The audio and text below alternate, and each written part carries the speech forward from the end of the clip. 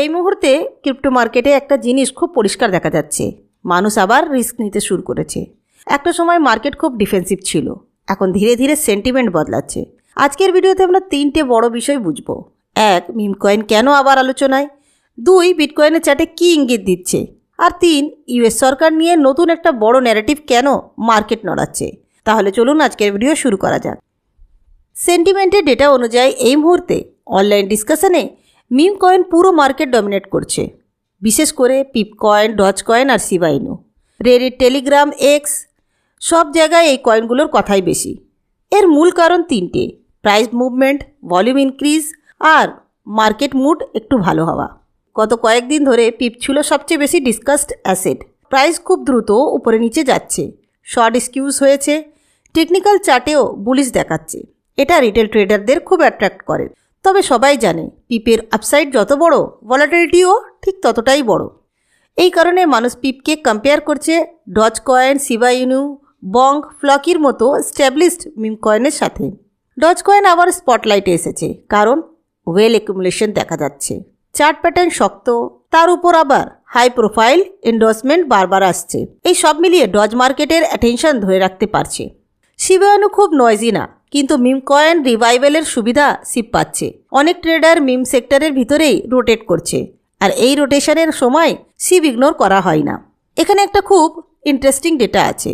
Crypto কয়েনের data বলছে alt coin মার্কেটের মধ্যে meme coin dominance recently rebound করেছে। কারণ কি? কারণ হচ্ছে নভেম্বর 2024-এ মিম কয়েন পিক করার পর ডমিনেন্স নেমে গিয়েছিল মাত্র 3.2%-এ। 2025-এ ডিসেম্বরে 5 সাইকেলে এইরকম লো লেভেলের পর মিম কয়েনে বড় র্যালি এসেছে। এখন কনফার্মেশন আসেনি, কিন্তু আর্লি সিগন্যাল দেখা যাচ্ছে। তবে একটা কথা মনে রাখতে হবে, মিম কয়েন র্যালি একা আসে না।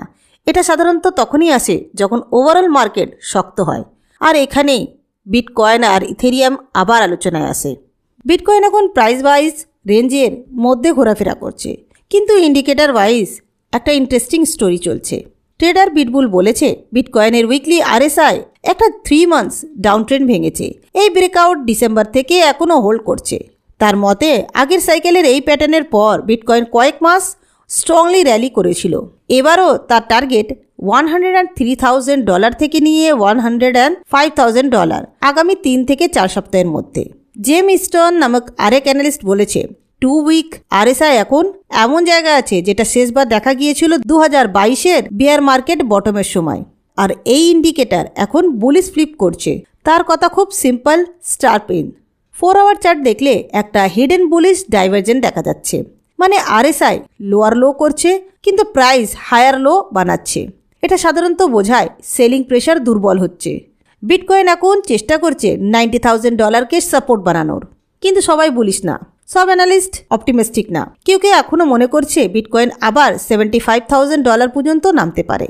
অর্ডার বুক ডেটা দেখলে দেখা যায় যে $91,500-এর কাছে একটা প্যাসিভ সেলার আছে।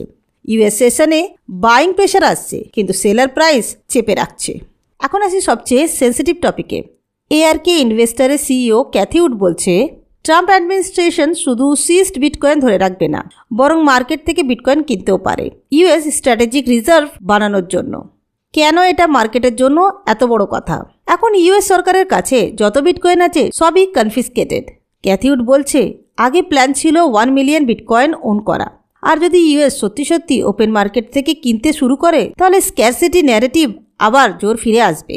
কারণ এখন প্রায় 20 মিলিয়ন বিটিসি অলরেডি মাইন্ড, আর বাকি মাত্র 1 মিলিয়ন।